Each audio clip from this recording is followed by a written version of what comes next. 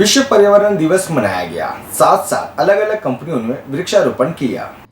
આજે 5મી જૂન વિશ્વ પર્યાવરણ દિન દર વર્ષની જેમ આપણે ઉજવતા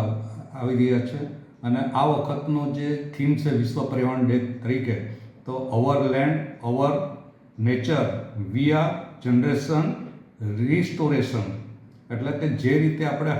જે પહેલાંની જે જમીન હતી એ રીતની રિસ્ટોરેશન કરી શકાય એવી એ હેતુથી જનરલી આપણે સાઉથ ગુજરાતમાં આમ તો દર વર્ષે આપણે પ્લાન્ટેશન કરીએ છીએ, પણ આ વખતે 27,000 જેટલું પ્લાન્ટેશનનું આયોજન 5 જેટલા પ્રોગ્રામ આયોજિત કરીને કરવામાં આવે છે અને જેમાં ખાસ કરીને આ વખતે